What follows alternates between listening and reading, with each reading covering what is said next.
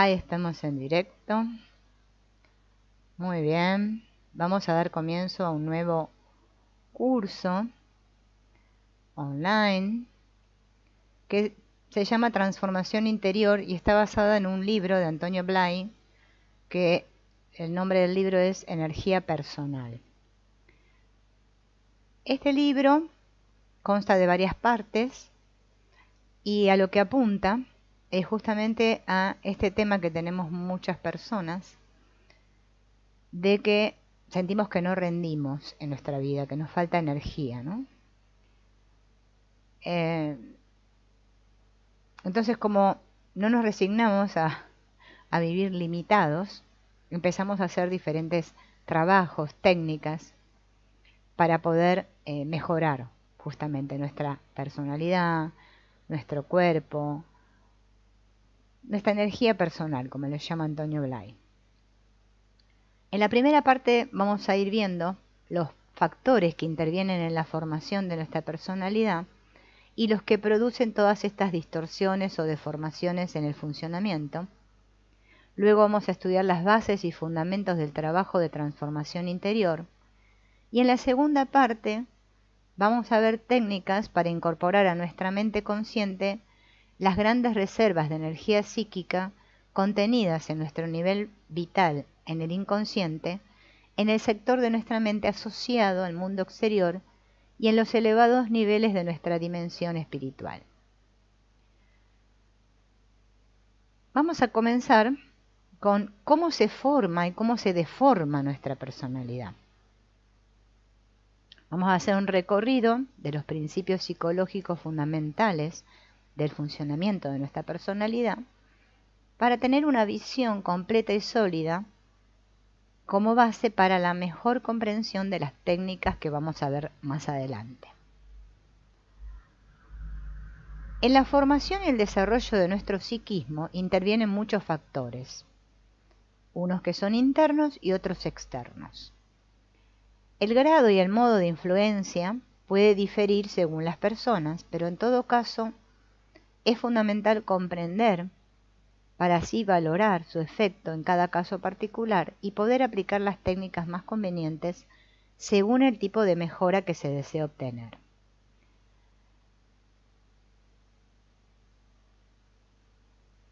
Necesitamos primero identificar y comprender perfectamente el principio básico que palpita detrás de toda acción humana, el móvil fundamental que anima toda conducta. Un hombre, desde el punto de vista psicológico objetivo, es una conducta. Y aunque esta conducta tiene un perfil concreto y distinto en cada individuo, sus motivaciones internas más profundas son siempre y universalmente las mismas.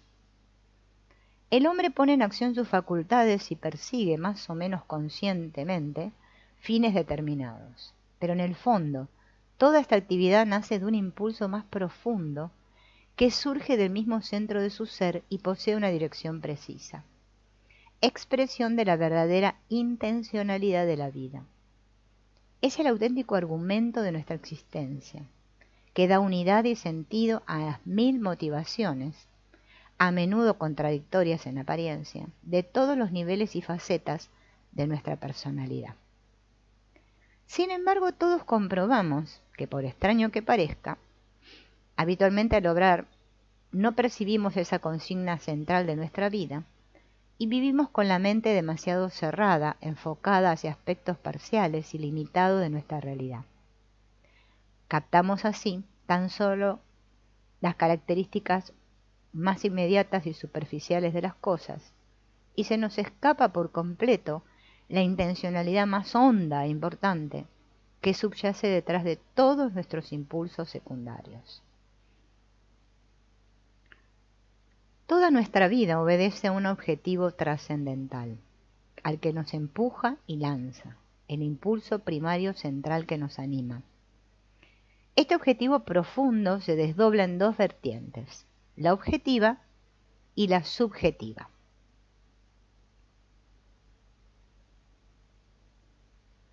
Bien. La objetiva Es el impulso que nos mueve a desarrollar todas nuestras estructuras y actualizar todas las capacidades que cada uno de nosotros trae al nacer, en el estado latente. En nosotros hay una tendencia natural, innata, de conseguir ese pleno desarrollo de cada una de nuestras capacidades y potencialidades en todos los planos o niveles de nuestro ser, tanto en el nivel físico como en el afectivo, como en el intelectual y el espiritual. La vertiente subjetiva consiste en la necesidad que sentimos de alcanzar la plena conciencia del sentido de nuestra realidad, de conseguir la realización íntima, viva, directa e inmediata de nuestro verdadero ser o yo espiritual. Ambas vertientes, tanto la objetiva como la subjetiva, se complementan mutuamente, pues según vayamos desarrollando y expresando nuestras capacidades mediante las actividades concretas correspondientes, vamos a ir tomando conciencia de nosotros mismos, de la potencia, de nuestra plenitud personal, en qué consiste, de nuestro verdadero yo central.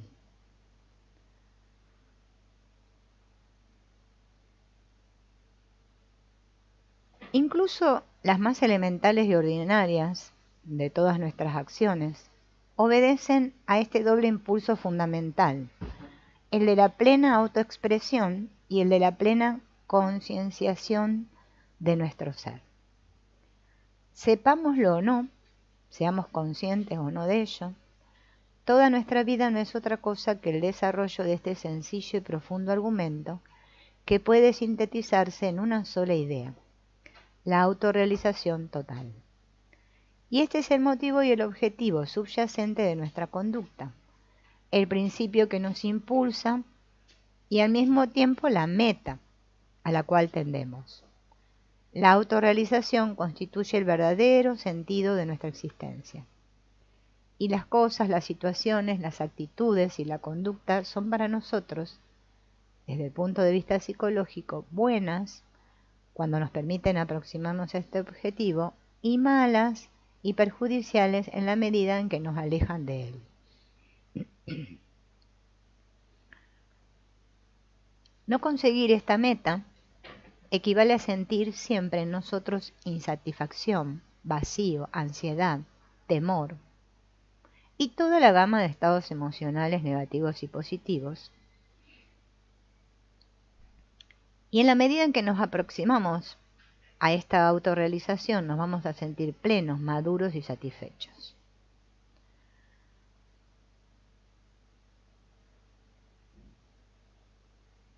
Este impulso, este doble impulso, ¿no?,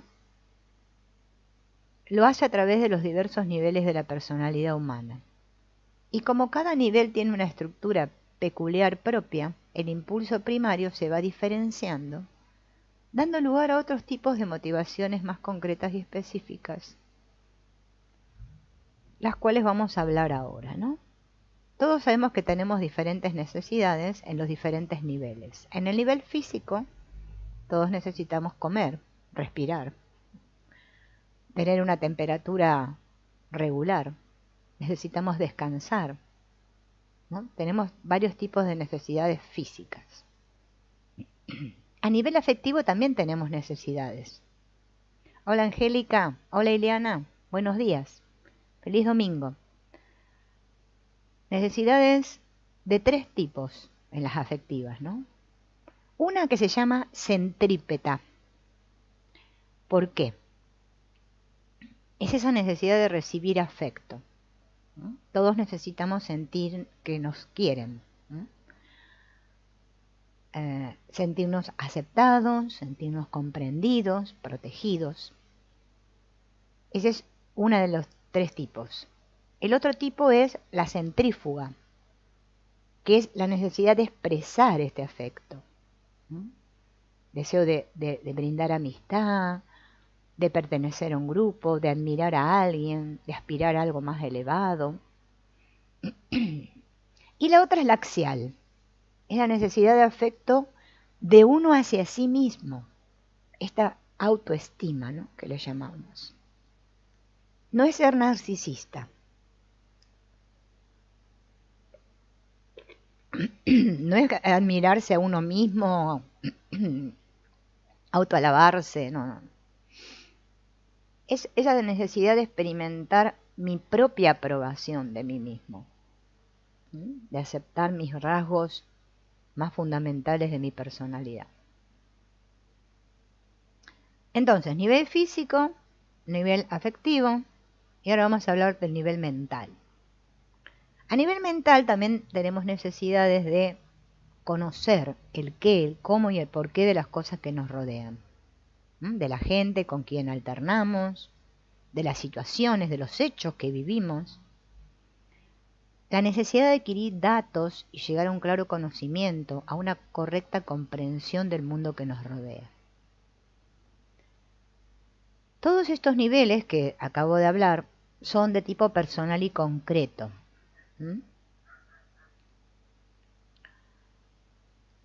Estos niveles serían los niveles inferiores. Recuerden que Antonio Blay habla de los niveles inferiores de la personalidad y los superiores, ¿no?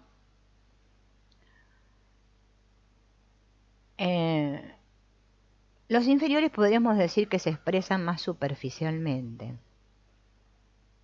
Pero cuando dicho impulso puede ser canalizado para vitalizar los niveles superiores de la personalidad, se van a presentar unas necesidades diferentes, más elevadas, que son, por eso le dice, ¿no? De un nivel superior.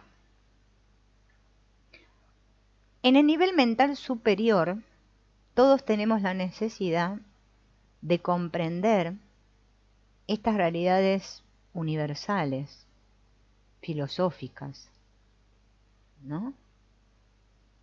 Es una necesidad que brota como expresión de un impulso de este nivel superior,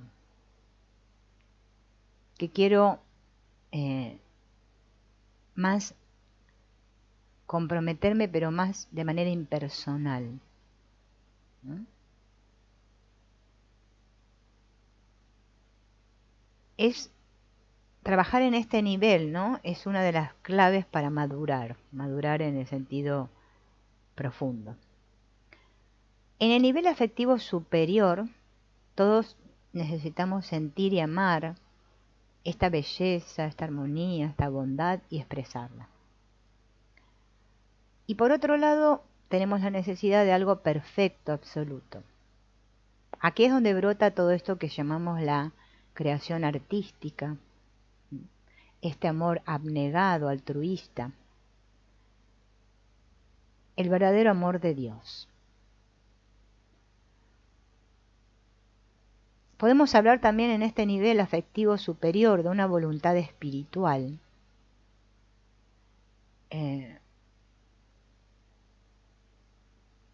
a la cual podríamos referirnos, ¿no? Como no esta simple emotiva, ¿no? Estas emociones que estamos más acostumbrados, ¿no? Sino es algo más como en el Oriente, ¿no? Llaman esto a los bodhisattvas.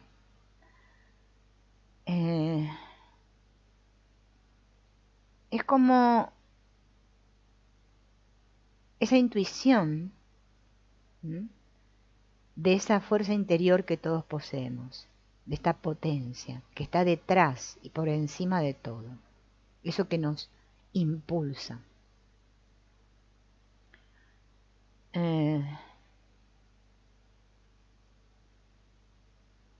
Es preciso llegar a comprendernos a nosotros mismos para ver hasta qué punto estos niveles superiores funcionan en cada uno de nosotros y con qué intensidad. Y en qué nivel también funcione con qué intensidad los inferiores, ¿no?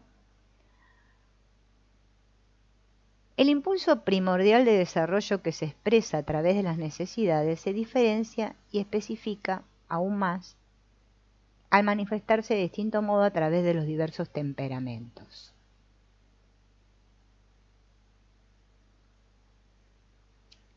Otro factor a tener en cuenta al estudiar cómo se forma nuestra personalidad es la constitución física. Nos estructuramos, crecemos, nos desarrollamos sobre una base biológica.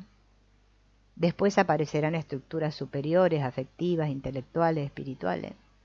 Y cuanto más elevadas sean, más independencia veremos que adquieren respecto a lo biológico.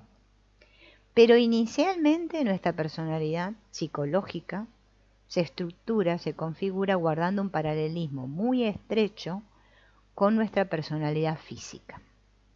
Por eso es importante conocer las características de nuestra personalidad física y cómo ésta se relaciona o el paralelismo que guarda con nuestras tendencias biológicas. La constitución física es la base del temperamento. Temperamento, ahora vamos a explicar lo que es temperamento. Hola Gloriana, hola, ¿a quién nos saluda? Francis y a Teresa me parece. Buenos días a todos. Esto vieron que dicen que nosotros ya nacemos con un temperamento, ¿no? Ese temperamento es nuestra tendencia básica a reaccionar. Es un impulso, es algo espontáneo, ¿no? Y este temperamento depende de la estructura biológica. La persona en la que predomina el aparato locomotor tendrá una tendencia innata a la acción, el esfuerzo, a la violencia si es preciso. Ahora, para la persona que el aparato locomotor es poco importante, pero predomina el sistema nervioso, son personas que tienen un temperamento más intelectual, más emotivo, más ágiles. Pero no está referido a la fuerza, ¿sí? En los que predomina el aparato locomotor, sí. En los que predomina el sistema nervioso, no. Y en los que predomina el factor visceral, este que viene de aquí, vegetativo, tienen un sentido realista ante las cosas. Son personas que buscan la comodidad, la seguridad, ahorrarse esfuerzos, no les gusta la violencia. Bien.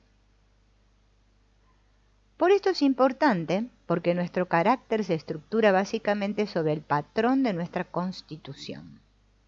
El temperamento es la vertiente psicológica de la constitución y el carácter es el temperamento más la educación, más las experiencias adquiridas. Es decir, todo lo que se ha ido sedimentando sobre esta estructura primitiva. El temperamento sería la raíz psicológica, el esqueleto psíquico de nuestra conducta. El carácter es la conducta misma, considerada como fuente de las acciones en sus matices peculiares para cada persona. Hay muchas escuelas que determinan los diversos tipos de temperamento.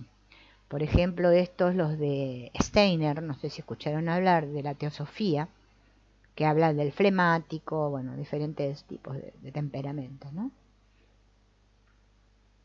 Todas son ciertas, pero también parciales. Poder enfocar aunque solo sea nuestra constitución física y por tanto la temperamental de un modo completo es prácticamente imposible. Existe una escuela italiana de Viola y Pende que estudia la importancia que tiene la constitución física y después en el carácter, el desarrollo endocrino, cuando predomina más una glándula que otra, ¿no? Lo que da una configuración y tendencias distintas y concretas.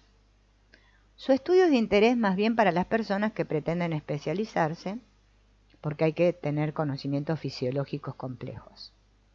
Después hay otra escuela alemana, de Kretschmer, que establece una clasificación, dice, en la que están los tipos pícnico, atlético, esténico y el tipo leptosomático.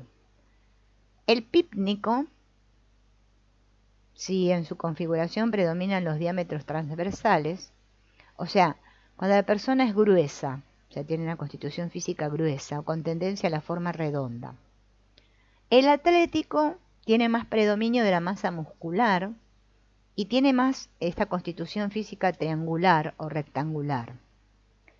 El leptosomático destaca la línea, es la persona larga y delgada. Es interesante porque está establecido según el efecto de tendencias propias de cada rasgo y porque se vio que cada constitución de estas tenía predisposición a un tipo de reacción psicológica clínica. Y así fue que se comprobó que un porcentaje elevado de personas trastornadas, psicóticas, con la psicosis maníaco-depresiva, tenían más bien una configuración pícnica. Pícnica es la que dijimos que es la persona gruesa, ¿no? Con tendencia a forma redonda. En los psicóticos. En la esquizofrenia, en la tendencia esquizofrénica, dominaban la forma leptosomática. La leptosomática, recordemos que es la persona larga y delgada.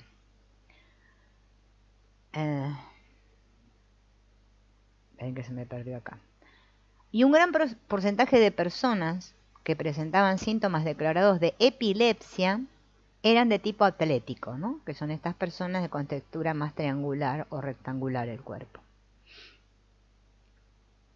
No quiere decir que los atléticos sean epilépticos, los pícnicos maníacos depresivos, sino que existe en ellos una inclinación, una tendencia.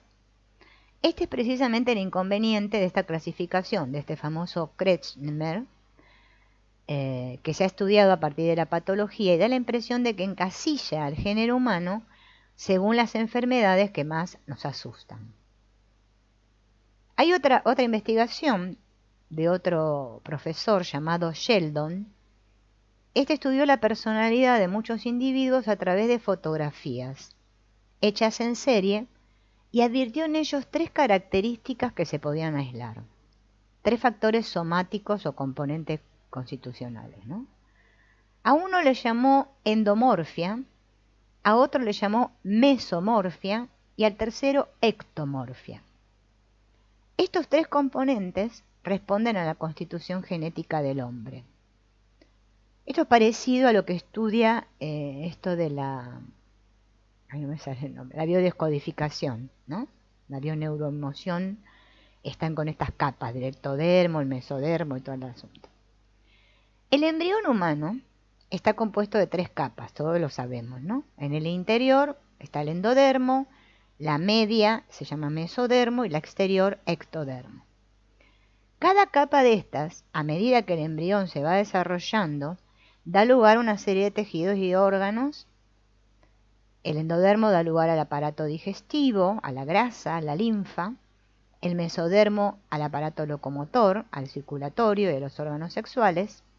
Y el ectodermo a la piel, a los órganos de los sentidos y al cerebro. Parece lógico que si en una persona predomina una capa sobre otra, los órganos que se forman de esta capa adquieren mayor desarrollo e influencia que los demás.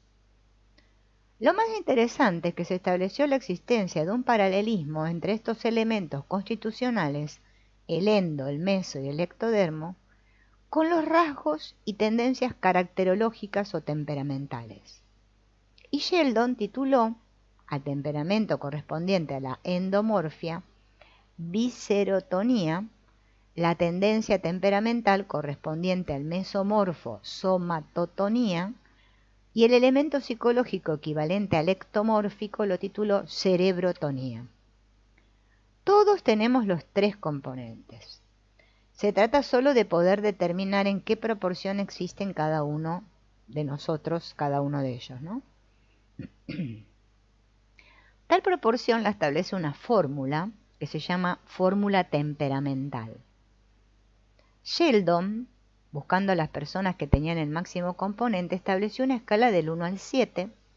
A la persona que presentaba el máximo de endomorfia le puso un 7, a la que presentaba el mínimo un 1, y dividió entre estos extremos la escala, así para cada uno de los componentes. Y según esto, una persona comedida podemos catalogarla diciendo que su fórmula es 6-4-3.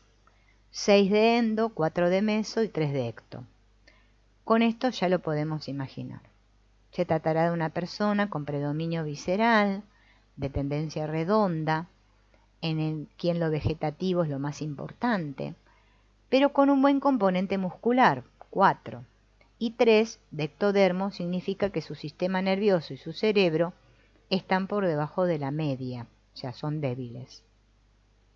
Esto a su vez nos da una configuración psicológica, porque cada componente tiene sus equivalentes temperamentales. El componente endomórfico es el que tiende a buscar la vida cómoda, fácil, agradable, tanto física como emocionalmente. Es una persona que depende mucho de la emoción y huye de todo lo que sea conflicto. Es muy emotiva y procura estar bien con todo el mundo. El componente meso da más bien una tendencia al esfuerzo, a la lucha, a crear, a mandar. Maneja mucha energía. Produce personas hechas para la acción. Y el tipo ectodérmico tiende a captar datos, a conocer, a elaborar, a prever, a sistematizar. Es más perceptivo, con tendencia a la organización intelectual. Si aplicamos este esquema al tipo que hemos mencionado, 643, sabremos que es una persona que por tener un 6 de endo tiende a lo cómodo, fácil, agradable. El 4 de meso indica su capacidad de acción y el 3 de ecto que piensa poco. De ahí deducimos que esta persona será excelente para trabajos que no exijan mucho esfuerzo. Es la persona ideal para hablar, para realizar poco trabajo y sin grandes responsabilidades. Otro ejemplo sería el 345, que nos daría una persona no muy delgada, aunque tendiendo más bien a hacerlo, densa de músculo y con un sistema sensorial muy desarrollado. Esta persona va a ser apta para toda profesión intelectual, pero que exija movimiento. Podría ser un buen vendedor. Las personas que tienen que tratar mucho con el público, comprender, sintonizar, adaptarse al público, necesitan siempre factor endo. Por eso los verdaderos maîtres del hotel, ¿no?, son personas más bien gruesas, ¿no?, los que atienden el hotel, un hotel, los que reciben a las personas, ¿no?, en los hoteles. Bien. En las personas que requieren mucha perseverancia, notable esfuerzo y continuidad, son personas con un factor meso. Trabajos rutinarios. Son personas que tienen predominio muscular y sanguíneo intenso, ¿no?, que si no les va a estallar. No pueden aguantar estas rutinas, esas personas que no aguantan el trabajo monótono. Esto lo podemos ver bien en los negocios. El endo que sintoniza y trata con la gente, el meso que trabaja y el ecto que prepara, piensa y especula. Si falta cualquiera de estos componentes, sea en la personalidad del gerente, en la plantilla del personal, la empresa se va a ver resentida. Esta aplicación o esta clasificación es útil en otros aspectos para poder comprender a la gente. Vieron que uno nunca comprende a la gente. Al menos comprendemos nosotros, pero no comprender a los demás, ¿no? Bien. Porque dice que cada uno tiende a reaccionar de acuerdo con su tendencia temperamental y a valorar las cosas de acuerdo con su valoración personal. Por ejemplo, un somatotónico, en el que predomina el aparato muscular, va a ver la vida como una lucha, como esfuerzo. Va a necesitar hacer cosas nuevas, sentir que triunfa en la vida. No se puede conformar con una vida monótona y sin esfuerzo. Si su trabajo no es creador, la necesidad que siente dentro se va a manifestar en forma de protesta. Estas personas conciben la vida como lucha y todo lo ven así, incluso el afecto. Es la persona que cuando se entusiasma da muestras de su estado de ánimo. En cambio, el ectodérmico, en este predomina el factor cerebral, son personas más bien frías. Pueden querer mucho, pero conciben la vida de un modo más intelectual, más especulativo. No calculador en el sentido interesado, ¿no?, sino que miran la vida según una idea o un concepto. Estas personas necesitan ver y prever las cosas y aceptan la vida en la medida en que la comprenden, no en la medida en que lo sienten o simpatizan con ella. Es importante recordar estas cosas en nuestra vida de convivencia porque tendemos a valorar a los demás en función de nuestros propios valores. Si por ejemplo yo soy Endo, la persona buena será para mí la persona que es pacífica, que se entiende bien con todo el mundo, ¿no? Y sobre todo si puedo pasar con ella ratos agradables, gozando de sus simpatías, sin perturbar mi comodidad. Pero si el que convive conmigo es de temperamento tan activo que no puede parar, no se queda quieto ni un momento, aunque me demuestre aprecio o me afirme su amor, por más que sea un familiar íntimo, mi tendencia temperamental me hará pensar que no le gusta estar conmigo y correr el riesgo de que se formen en mi interior falsos problemas. Esta persona sentirá hacia mí verdadero afecto, pero lo hace de un modo dinámico, activo. A sus demostraciones afectuosas explosivas, yo voy a tratar de poner calma porque siento que la estimación es paz, tranquilidad, etc.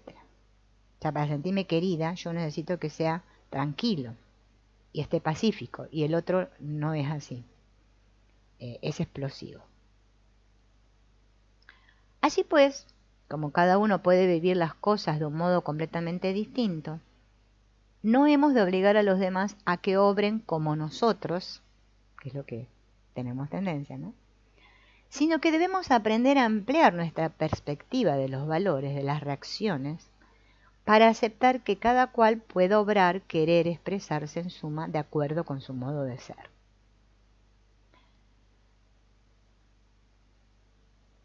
Estas dos vertientes de las que venimos hablando, la objetiva y la subjetiva, por las que el impulso primordial que nos empuja a vivir se manifiesta, moviéndonos al desarrollo de nuestra potencialidad de ser y la autoexpresión, mediante la toma de conciencia de nuestro yo, proyecta el exterior nuestra actividad, poniéndonos en contacto con algo que se llama el mundo físico y los demás. Y el mundo, podríamos decir. Este mutuo contacto entre la persona y el ambiente físico y humano que nos empuja al impulso vital es tan estrecho que nos invade corporal y espiritualmente. ¿No es este el lugar para hablar de la influencia que ejercen nuestras motivaciones biológicas en medio físico, que llega hasta el punto de que corporalmente nada es en realidad nuestro, sino que todo lo hemos tomado de fuera, ya que nuestro cuerpo es un proceso continuo de renovación y los materiales con los que se va estructurando los va tomando del exterior, de forma que lo único nuestro, aunque lo más valioso, es la energía vital que determina las vías de esta estructuración de la materia. Por eso vamos a dejar constancia de la influencia poderosa que en nuestra conducta ejercen las motivaciones externas que nos vienen del medio social y humano en el que todos vivimos. Biológicamente entonces contamos por herencia con fuerzas que marcan ciertas direcciones, por eso hablamos del temperamento, y el mundo físico solo proporciona materiales para la estructuración orgánica en nuestra vida psíquica. También existe un reducto energético en donde reside el yo, que ocupa el centro de la personalidad. Y desde él, abriéndose como un abanico, se configura nuestro psiquismo, según los planos previamente trazados por ciertas fuerzas que determinan los niveles en que ha de quedar edificado nuestro psiquismo. Esto habla la psicología, que nuestra personalidad, ¿no es cierto?, se va estructurando y después una vez que ya se estructuró de cierta manera, por eso después nos cuesta cambiar, ¿no?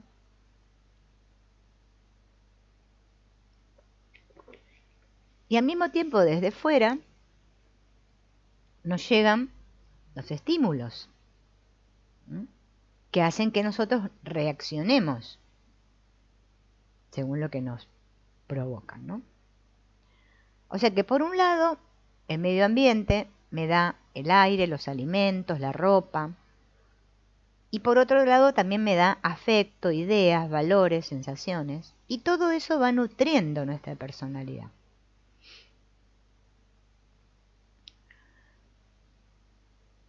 Así es como vemos diferentes ambientes, ¿no? Ambientes, bueno, personas que viven en ambientes más ricos en oxígeno porque viven en el campo, ¿no? O personas que tienen acceso a buena alimentación y se alimentan bien. Otros viven en ambientes afectos, o sea, capaz que el ambiente social, o sea, el físico, es bueno, tiene una casa bonita, tiene todos los servicios, todas las cosas, pero el ambiente afectivo es frío, es hostil, ¿no? Además de que tenemos la cultura, que también estamos inmersos en ellos. Entonces, nuestra personalidad puede gozar justamente de recibir desde fuera un ambiente óptimo o no. Cuando las necesidades básicas no están satisfechas, el hombre va a arrastrar consigo un sentido de frustración porque se siente insatisfecho en sus necesidades básicas, ¿no? Por el contrario, la influencia de un ambiente sano es el medio por el que se transmiten la cultura y los valores de la tradición. Si el impulso vital ha movido al hombre a entrar en contacto con el exterior y apropiarse sus elementos para enriquecerse, en virtud de esta tendencia centrípeta, ese mismo impulso vital vuelve a empujarle y a expresar como propio lo que tomó de afuera, una vez que lo asimiló mediante el metabolismo psíquico. En este aspecto también es posible que el ambiente impida la expresión. Otra forma en que influencia el medio ambiente sobre el hombre es aquella por la que le imponen sus criterios, sus valores, sus costumbres, sus etiquetas sociales, sus dictados. Entonces, el hombre se ve obligado a seguir todas estas exigencias sociales, so pena de verse rechazado por la misma sociedad que lo ha formado. En esta línea, la sociedad ha ido provocando en el hombre una serie de necesidades artificiales y ficticias, ¿no?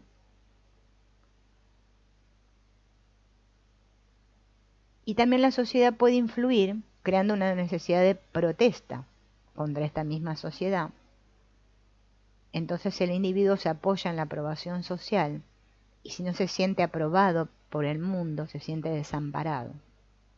Pero al mismo tiempo ve que la sociedad merma su libertad. El sentimiento que brota de las represiones es el de rechazo y crítica en la que vive psicológicamente apoyado, dándose el contrasentido tan corriente del hombre que sigue los dictados sociales, pero tiene siempre a flor de labios una crítica, ¿no? O sea, una protesta. Siempre está reaccionando contra. Entonces, el ambiente externo es un factor notable en la formación y en la deformación de la conducta. Lo que importa es adquirir conciencia de su influjo sobre nuestra actitud y nuestros actos, para poder calibrar hasta qué punto yo me dejo llevar indebidamente por esta sociedad. E ir emancipándonos, de modo que nos acomodemos al medio ambiente, pero de una forma inteligente, aprendiendo a no basar nuestra seguridad en el exterior, sino en la toma de conciencia de mi interior, de mi propio ser. Bien.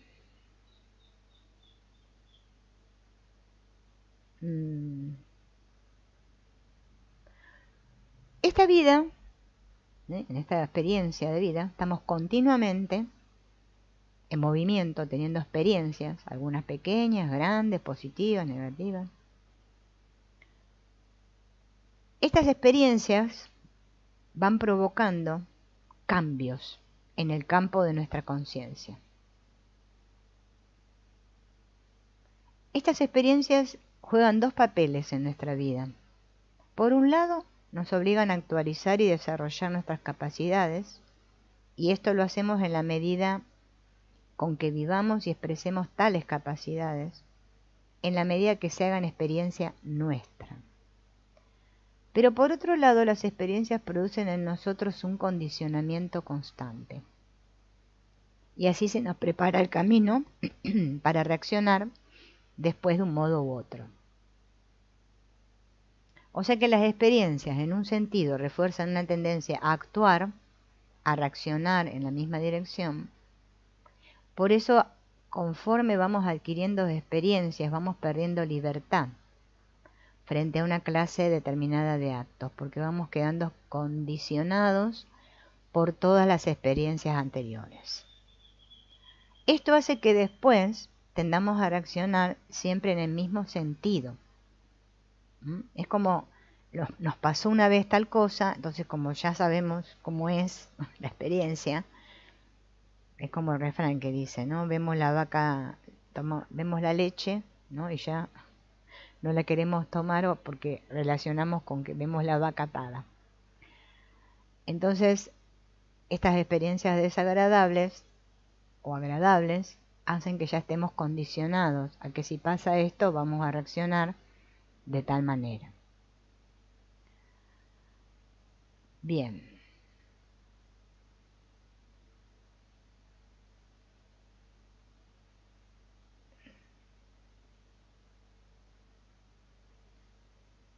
Entonces, ¿qué experiencias podemos tener?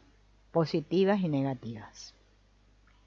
Las positivas son las que nos permiten expresar nuestra capacidad, afirmar la realidad de la misma.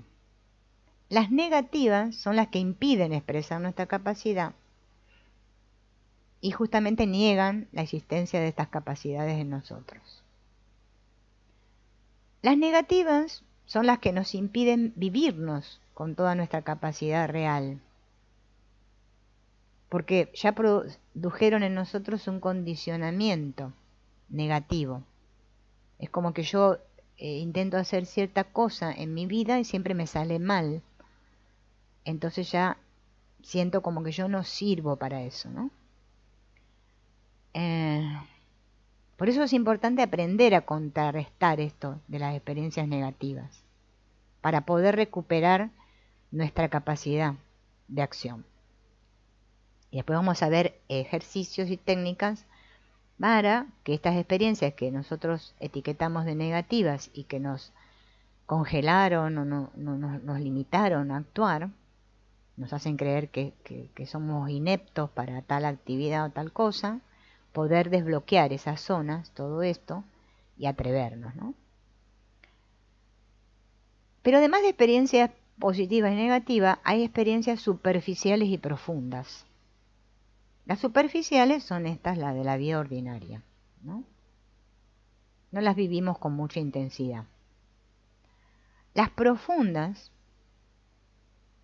son justamente en estas las que sentimos esa resonancia interior, ¿no? Esa conexión, podríamos decir, con nuestro yo. Este tipo de experiencias son las que quedan grabadas con más intensidad en nosotros, hasta el punto de provocar una natural tendencia a repetirlas y a asirnos de ellas una y otra vez, hasta convertirse en el condicionamiento más importante de nuestra vida.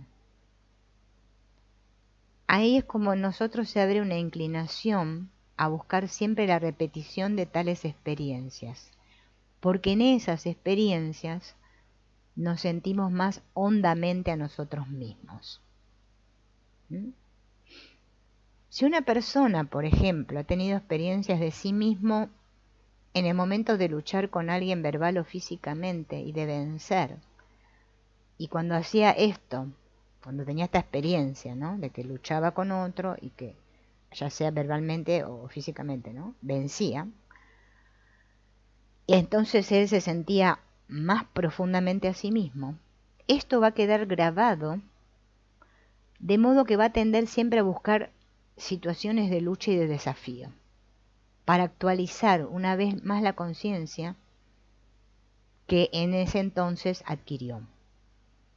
Podemos afirmar que todas nuestras aficiones y todo aquello a lo que damos un valor de modo natural y espontáneo responde a su asociación a nuestras vivencias más profundas. Estas experiencias profundas también pueden referirse a la necesidad de acción que a la de sensación o de conocimiento. El mesodérmico se va a vivir más profundamente en momentos de acción y que exigen esfuerzo. En cambio, el ectodérmico en él va a predominar la tendencia a vivir experiencias profundas cuando reflexiona. Y en el endodérmico le va a ser más fácil tomar conciencia de sí mismo en los sentimientos, afectos o sensaciones. Las experiencias profundas son constructivas y son positivas, pero son un verdadero problema si son negativas, porque ahí la persona queda adherida a este carácter negativo de la experiencia y se plantea para ella la trágica dualidad de que se vive a sí misma profundamente solo en lo dramático y desagradable. O sea, necesito del drama y de lo desagradable para poder vivirme profundamente. Por un lado, su sensibilidad y su inteligencia la hacen huir y protegerse de todo lo negativo y desagradable que la limita, pero por otro lado siente una fuerte compulsión a revivir estas mismas situaciones una y otra vez, porque ahí es donde siente que resuena consigo misma, ¿no? Su consciente quiere oponerse y luchar, pero no puede, porque esta lucha se apoya en las razones de la mente consciente y la que tendría que actuar es la mente inconsciente, contrarrestando los condicionamientos adquiridos, ¿no? Es como esta tendencia que tenemos a sufrir. Bien, al dramatismo. Bien.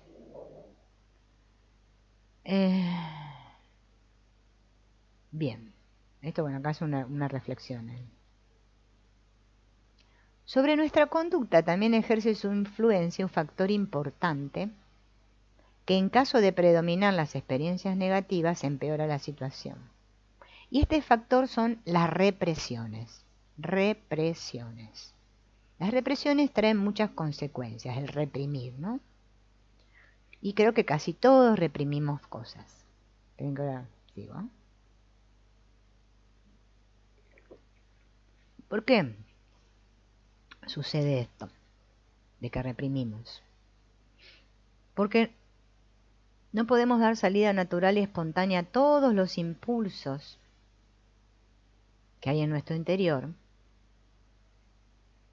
porque hay unas condiciones externas que nos limitan y condicionan este modo de expresarlas. Fijemos la atención en el factor impulso, la tendencia natural a descansar algo que se ha generado en nosotros en forma de necesidad de expresarlo. Por ejemplo, siento la necesidad de realizar un movimiento físico o de dar expresión a una manifestación de vitalidad. Por ejemplo, un impulso sexual, el deseo de correr, de comer, de estudiar determinadas materias, etc., ¿no? Nos encontramos con el hecho establecido de estar encuadrados en un ambiente en el que no podemos dar salida a todos esos impulsos. Entonces esto se bloquea. Y al bloquearse, dentro nuestro se produce una tensión. Porque esa energía que intentó salir y expresarse, sin conseguirlo, ahora empuja hacia afuera, ¿no? Es una tensión que sentimos en nuestro interior. Durante toda nuestra vida constantemente acumulamos represiones, porque la sociedad nos impone un reglamento, ¿no? Que se nos fue inculcando desde que éramos pequeños, lo que se puede hacer, lo que no, esto no lo debes hacer, tienes que hacer otra cosa. Es decir, que excepto en los momentos de libertad, de juego libre, debíamos renunciar a las cosas que teníamos ganas de hacer. Ya desde chiquito nos empezaron a llenar de estas restricciones. Y ahí empezamos a acumular tensiones interiores. Hay que comprender mucho y perfectamente lo que es la tensión de tenso, ¿no? Y los efectos que provoca. Lo perjudicial de la tensión, ¿no? Es cuando ésta persiste durante mucho tiempo. Y no la percibo, no me doy cuenta, a pesar de que existe. Todo estímulo que permanece de un modo constante en la conciencia deja de ser percibido. Como si la conciencia tuviese solo capacidad de percibir lo nuevo, los cambios, y no percibe los estados que se mantienen de un modo constante. Por esta razón, normalmente no percibimos la sensación de nuestro cuerpo, ni nos damos cuenta de los ruidos habituales, ni somos conscientes continuamente del hecho de ser personas mayores, etc. Porque son realidades constantes. Del mismo modo, tampoco percibimos si existe una fuerte tensión en nuestro interior, cuando llevamos mucho tiempo bajo su influencia. Por ejemplo, cuando hemos de soportar un estado de miedo o una grave preocupación de un modo prolongado, a partir de cierto momento tal estado deja de ser percibido por la conciencia. O sea, es como cuando nosotros decimos ya es natural, o sea, se volvió tan costumbre, tan natural para mí que yo ya ni me doy cuenta, ¿no? Pero en mi interior sigue existiendo.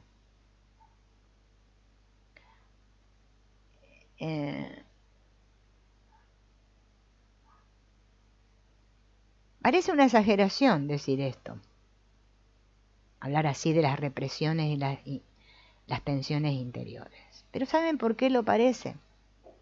Porque somos inconscientes de todo lo que se esconde en nuestro interior. Y solo llegamos a darnos cuenta, a causa de alguna circunstancia especial, ¿no? Se plasma una circunstancia ahí y ¡puf! Y estallo. Y esto que estaba dentro mío, ¡puf! Se manifiesta. Toda esa tensión que tenía dentro. ¿Cómo influye este contenido reprimido sobre nuestra conducta? Bueno, influye de muy diversas maneras. Primero, en la formación del yo-idea. Todo lo que nos hemos podido realizar en el mundo real tendemos a llevarlo a cabo en el mundo imaginativo. En él vivimos de un modo ilusorio unos papeles, unos estados y unas situaciones completamente artificiales. Apenas dejamos de estar plenamente lúcidos en cuanto el consciente se apaga, comienza a dominar la fantasía, que es el lenguaje plástico del inconsciente o de lo reprimido, del mundo de los impulsos y los sentimientos no expresados. Impulsos en el nivel vital, ¿no? De actividad, de esfuerzo, de lucha.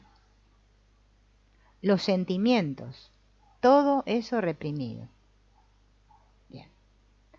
Observando el mundo de la fantasía, vamos a advertir que todas las imaginaciones giran siempre en torno de un único protagonista, nuestro yo, el héroe de todas las hazañas. La imaginación tiende siempre a compensarnos de que lo que está reprimido en nuestro interior. Entonces lo vivo imaginativamente.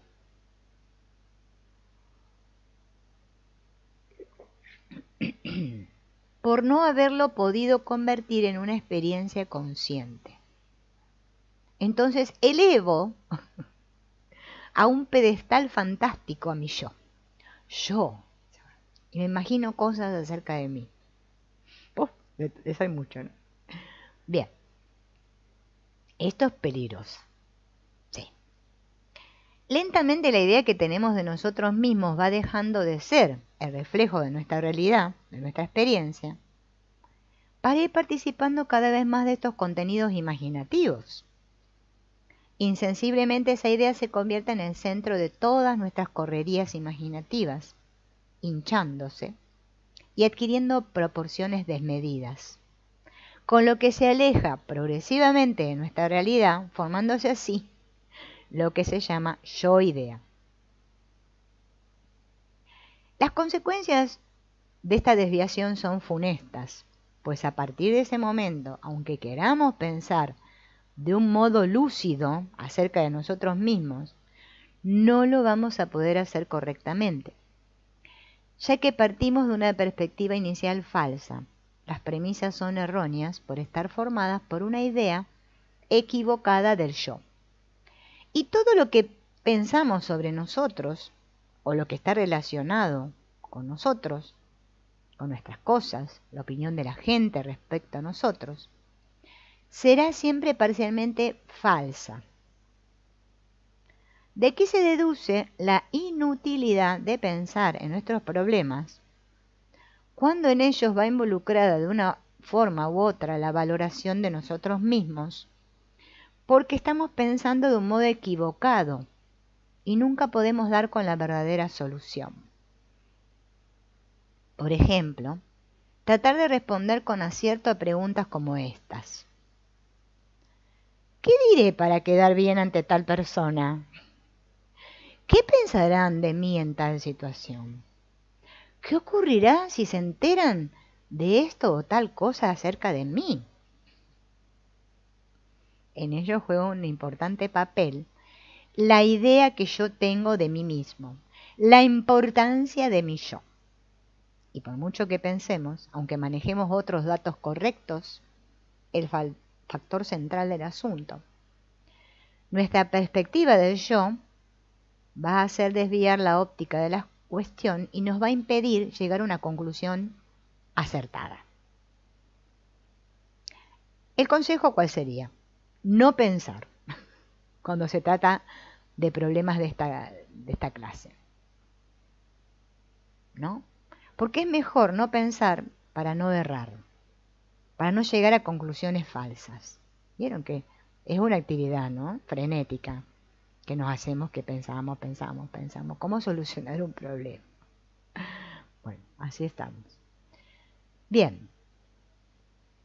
Entonces, ¿cómo se sale de todo este embrollo? Dejar de vivir imaginativamente, artificialmente. Tengo que ver la diferencia entre el yo experiencia, ¿qué es? El yo experiencia, ¿qué es? Lo que yo he vivido y lo que yo he convertido en experiencia, y este yo idea. El yo experiencia es aquello que yo soy capaz de hacer. El yo idea es lo que pienso de mí, de un modo permanente y constante. Entonces en un momento me valoro mucho y en el otro no me valoro nada. Qué buena que soy, qué desastre que soy, que sirvo, que no sirvo para nada, que soy mala, que soy buena. Bien. O sea, oscila, el yo idea oscila. Bien, o sea, es lo que pienso de mí. Siempre el contenido del yo idea está al servicio de la satisfacción de las necesidades básicas, pero a través de un mundo ilusorio. Por lo tanto, el yo idea tenderá siempre a querer ser aceptado, admirado, a sentirse capaz de proteger, de ayudar a los demás, a pensar que yo poseo grandes valores, que yo soy muy inteligente y que tengo toda suerte de cualidades positivas. Esta es una necesidad que todos sentimos y que dado que no la podemos satisfacer en la realidad, intentamos en vano darle cumplimiento a través de la imaginación. Entonces me imagino, por eso es un héroe. No sé si le suena el héroe del sueño. Repetimos esta idea de nosotros mismos, produciendo la ilusión de que ya somos un poco más, ¿no?, y de lo que anhelamos ser. Entonces, de esta idea de que voy mejorando, ¿no? Esta es una manera. Ahora vamos a la segunda. Produciendo un malestar interior. Otra consecuencia de las represiones, de vivir reprimiendo, es el malestar interior. Porque lo reprimido estorba. Sí. Todo lo que es vivo funciona y está en movimiento. Se renueva, como los recursos de la naturaleza. De intercambio constante. La represión va en contra de esta tendencia natural de la vida, pues detiene algo que estaba destinado a moverse, pero artificialmente. Esta fricción con las leyes naturales, ¿no? Que todo tiene que moverse y yo que retengo, nos causa malestar, enfermedad, trastorno, alteración somática o psicológica. Tendremos dentro, aunque no nos demos cuenta, una sensación de irritación, de incomodidad interior, de vacío, llamada muchas veces depresión. La inseguridad, el miedo, todos los estados negativos de tipo limitativo son producto de lo reprimido. Si pudiéramos actualizar de modo correcto todas nuestras represiones, si las pudiéramos convertir en experiencia, desaparecerían del interior. Todo el miedo, toda la inseguridad, todos los estados negativos. Así se abriría paso a una sana conciencia de afirmación, de satisfacción y de plenitud. Bien. Tercero, debilita la conciencia del yo. Todas las consecuencias de lo reprimido estamos hablando, ¿no?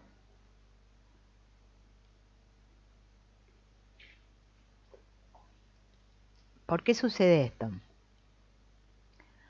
Porque los contenidos reprimidos que estaban destinados a expresarse mediante experiencias, para reforzar la conciencia del yo, la conciencia de mi propia realidad, de mi poder, de mi fuerza,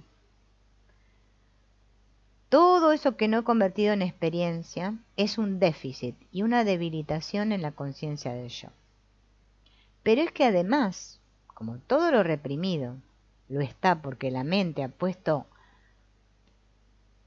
un veto impidiéndole expresarse, para cumplir con la sociedad, con el deber, con la moral. Siempre es la mente la que dice, esto no debe hacerse. Resulta que todo lo que hay dentro queda archivado con la etiqueta de amenaza, prohibido. Si lo haces serás criticado. Si lo haces no serás digno. Todos los contenidos del inconsciente están asociados a desvalorizaciones de uno mismo, del yo-idea. Por lo tanto, a medida que el inconsciente presiona más por tener más represiones, se va produciendo un estado más hondo de inseguridad y de amenaza. Pues presiento como un peligro para los valores de mi yo-idea el hecho de que algo de lo que está reprimido pueda salir a la superficie. ¡Oh! Así vivimos todos, ¿no? Bien. Precisamente, si cuesta tanto expulsar los contenidos reprimidos en el inconsciente, es porque su salida produce miedo. Y llegado el momento de disponernos a tomar las medidas necesarias para limpiar todo ese lastre interior, instintivamente rehuimos llevarlas a la práctica. Por eso resulta tan difícil solucionar los problemas de la personalidad que se basan en represiones. Pues cuanto más conscientemente se empeña la persona en dejarla salir, en ese mismo acto de voluntad, presiona más el inconsciente impidiendo su salida. La descarga de las represiones no se consigue a base de emplear una gran fuerza de voluntad, sino mediante una estrategia que más adelante vamos a explicar. Todavía no llegamos ahí. La fuerza de voluntad solo consigue reforzar el consciente. Esto que digo, bueno, pero yo le pongo ganas, le pongo empeño, yo puedo. Pero lo hacemos a un nivel acá. No podemos penetrar ahí con esa fuerza de voluntad. No es suficiente. Bien, continuemos. Esto está muy interesante. Otra manera en que hacemos las consecuencias que trae esto de reprimir, ¿no? En la formación del yo idealizado. Este yo ideal, que es la proyección del yo idea en el futuro, ese que yo voy a llegar a ser, yo tengo una cantidad determinada de cosas por expresar, que justamente es todo lo que tengo reprimido. Siento la necesidad de vivirlas. Entonces me veo inclinado a crear la idea de mi futuro como medio necesario para satisfacer las exigencias de esta presión interior. Si yo pudiera vivir en cada momento todas las energías que fluyen en mí constantemente, no necesitaría apoyarme en ningún futuro, porque yo estaría viviendo la plenitud ahora y dejaría que luego, cuando ese futuro sea presente, planteara su propia plenitud. En la medida en que ahora yo no vivo esa plenitud, de la que necesito tener conciencia por ser el objeto del impulso vital primordial de mi vida, no tengo otro remedio que crear la idea de que en el futuro voy a conseguir esa plenitud. Lo peor del caso es que debido a la confusión interior con que se producen todos estos fenómenos dentro de mi mente, asocio el deseo de llegar a ser con unas situaciones concretas y determinadas. Por ejemplo, llegar a ser muy rico, muy poderoso, ser el number one, el primero en mi profesión. Estas condiciones externas que yo mismo pongo dependen de la causa de la represión. Así, si en mi juventud fui muy humillado porque mis padres no me entendieron o porque el ambiente no me aceptó, se ha creado en mí una imagen de mi futuro en la que me veo siendo un personaje respetado que todo el mundo está obligado a admirar. Este deseo de admiración procede de una humillación anterior, de haber sido infravalorados, ¿no? Por lo general por nuestros padres. Bien, bueno, la escuela también. La imagen del futuro suele dibujarse siempre con los rasgos aportados por todos los contenidos que hay en el inconsciente.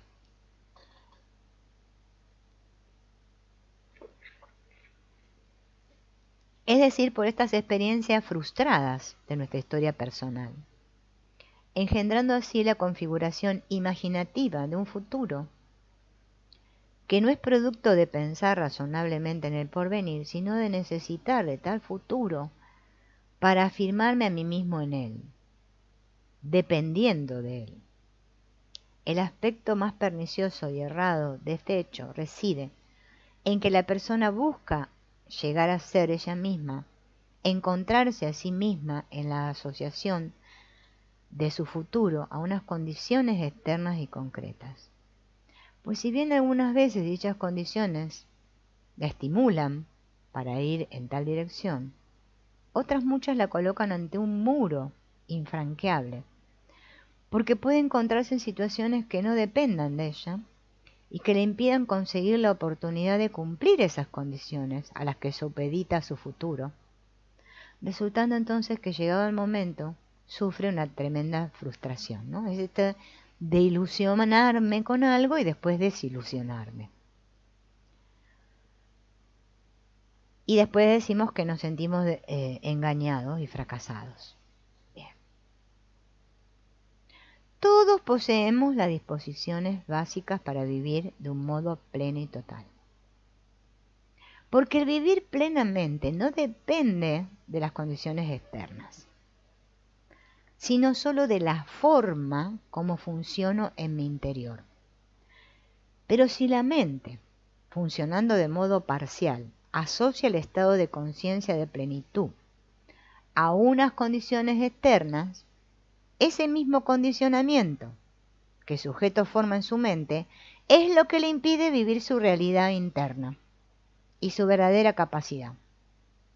La consideración mental de que yo solo me viviré con plenitud cuando consiga cumplir tal cosa es puro convencionalismo de mi mente que me esclaviza, me limita, cerrándome la posibilidad de vivirme de un modo directo.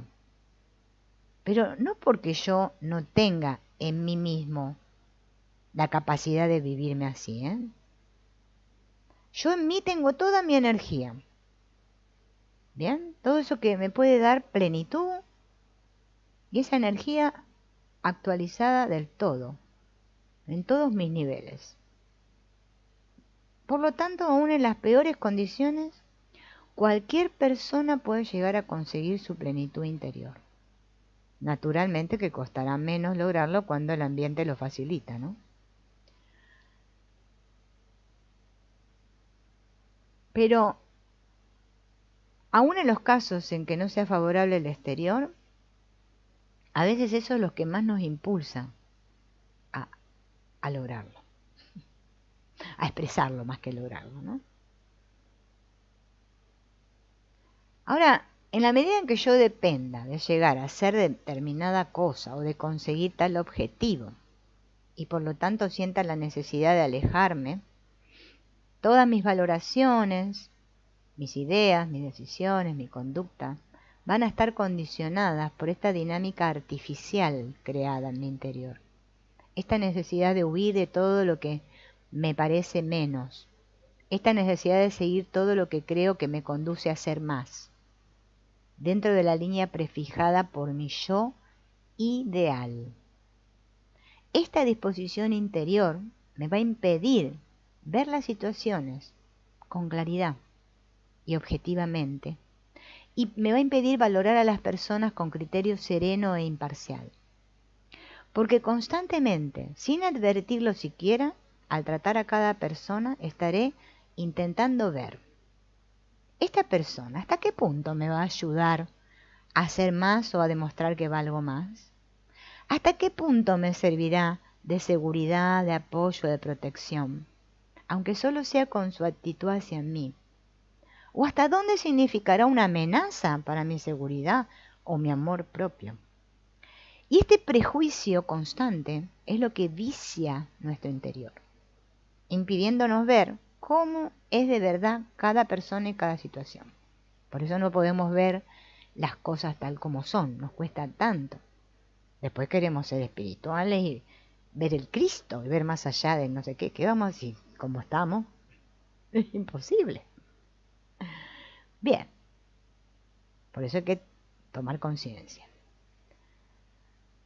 Y mis decisiones, cuando yo tengo que tomar una decisión, lo típico acá en el mundo, que siempre estamos tomando decisiones, voy a tender a aceptar con mayor facilidad la conducta que me parezca un medio más seguro para acercarme a esta realización de mi yo idea y mi yo idealizado. Y me voy a sentir inclinado a rechazar y rehuir todo lo que se ponga a esto. Entonces, hay que tomar conciencia de que en nuestro interior están estos condicionamientos. Algunos condicionamientos son necesarios, pero no todos. Entonces, esto es lo que nos impide desenvolvernos en la vida práctica, ¿no? Haber adquirido tantos condicionamientos. Lo único que hacemos es actuar de modo parcial. Y nos perjudicamos nosotros y a las personas con las que vivimos. Entonces hay que identificar los condicionamientos para poder actuar sobre ellos y desalojarlos. ¡Puf! Que se vayan de nuestro interior. Bien. Entonces, a ver, esperen que quiero ver cuánto hace que estoy hablando. A 1 hora y cuarto, bueno, por un poquito más podemos hacer. Bien, ¿cómo haremos esto? Este trabajo interior.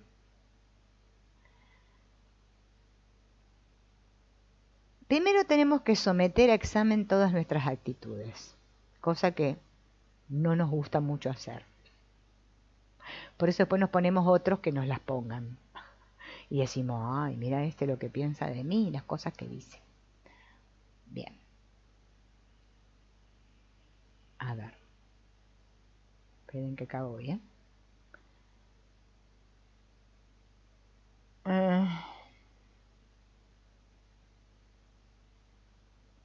Hemos de someter a una honda revisión todo cuanto hacemos y el modo como lo hacemos. Porque, ¿hasta qué punto podemos preguntarnos cada uno de nosotros si estas actitudes, valores, métodos me ayudan a conseguir este objetivo de desarrollo máximo de mí mismo? En efecto, siendo esta la verdadera meta de nuestra vida, las cosas serán buenas en la medida en que me ayuden a alcanzarla, y voy a decir que son malas cuando me lo dificultan o me lo impiden. Por eso hay que hacer un examen sobre esto. ¿Hasta dónde utilizo la vida para desarrollar mis capacidades, tanto intelectuales, afectivas, éticas, estéticas, físicas, expresándome y tomando conciencia de mí mismo en todos los niveles? ¿Hasta qué punto yo estoy obrando de un modo artificial, por inercia, por hábitos? ¿Hasta qué punto mi modo de actuar en la vida de relación obedece a la necesidad de expresar mi verdadera realidad afectiva e intelectual? ¿O es un modo de mantener cierto equilibrio más o menos estable? Por miedo a que no le digo esto, no vaya a ser que me salgan cosas desagradables de adentro mío y digan, oh, mira esta, qué loca. Toda paralización por inercia en cualquiera de mis niveles es un estancamiento y es negativo, ¿no? Vamos a estudiar lo que ocurre en muchos matrimonios. El matrimonio establece una convivencia constante y permanente del hombre y la mujer. Al principio, ¿no?, esta convivencia es activa en todos los niveles, en todos los terrenos, ¿no? Sin embargo, por problemas que van surgiendo durante la convivencia o por crisis que sobrevienen, llega un momento en que la comunicación se detiene, la convivencia deja de ser activa para convertirse en un mero estar juntos, pero sin que exista un intercambio de vivencia. Se paraliza todo, ¿no? Evidentemente, esta detención que ha sufrido la convivencia entraña un fracaso en el matrimonio, porque el matrimonio no es un mero contrato sexual, sino un medio para que dos personas vayan intercambiando sus vivencias en todos los niveles, expresando todo lo positivo que hay en ellas y se complementen. Si por atravesar momentos difíciles, crisis en su vida particular, cualquiera de los dos detiene su acción y se inhibe alejándose del interior de la otra, el proceso se paraliza. Y aunque personalmente esta postura pueda parecerle más cómoda, es antinatural. Esto produce un trastorno dentro de la personalidad de ambos y se va a traducir en un malestar que va a ir creciendo. No podemos hacerle trampa a la vida. La vida es la verdad. Somos nosotros los que hemos de aprender a adaptarnos, a seguir este proceso natural de la vida. Y no que pretendemos obligar a la vida a que se adapte a nosotros, cosa que nunca vamos a conseguir.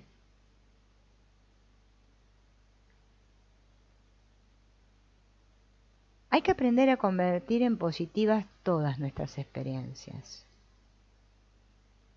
¿Bien? ¿Cuándo digo que una experiencia para mí es negativa? Cuando espero que sean las circunstancias las que provoquen la experiencia. Cuando las cosas me vienen bien, la experiencia es agradable y positiva. Cuando vienen mal, son negativas, ¿no? Pero ¿por qué ha de ocurrir así? Ello implica una pasividad, una dependencia de mi personalidad respecto del término externo de suceso, del mundo exterior. ¿Por qué siempre estoy pendiente del mundo exterior? Y no aprendo a hacer que todo en lo que yo intervenga, ¿no?, predomine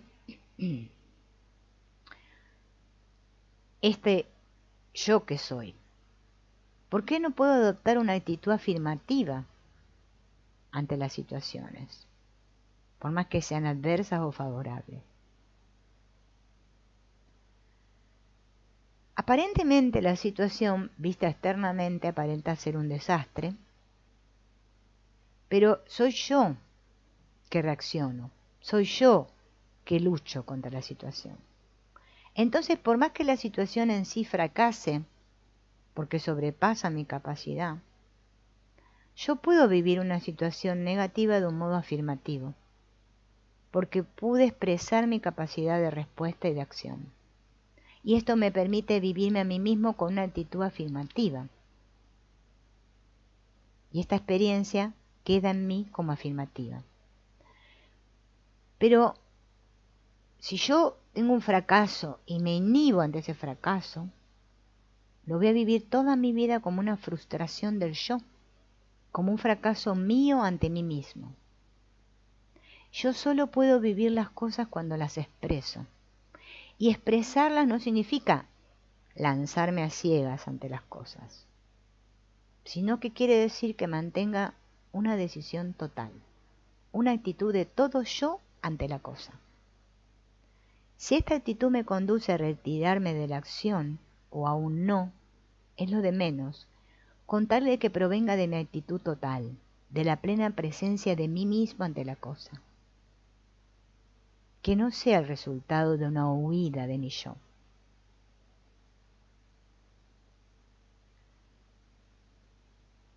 En cada situación entonces yo debo estar presente para poder adoptar la resolución que crea mejor, la mía, la más sincera, y de acuerdo con las circunstancias, y que entonces viviremos todas las vicisitudes de la vida de un modo positivo. Lo que interesa es la actitud. Se trata, por tanto, de aprender a disciplinar nuestra actitud, a no depender de las circunstancias, sino de nuestra propia actitud en cualquier circunstancia. La actitud es una postura que está conectada con la mente y la voluntad. Podemos determinarnos a adoptar una actitud positiva, como la que hemos tenido en los mejores momentos de nuestra vida. La que vivimos entonces está dentro de nosotros. Es un condicionamiento positivo que se establece en nuestro interior. Y por lo tanto de nosotros depende si queremos el poder actualizarlo ahora y en cada momento. No hemos de esperar a que se nos añada de afuera, como algo que me llueva del cielo y que anhelamos, sino que está en nuestras manos actualizarlo.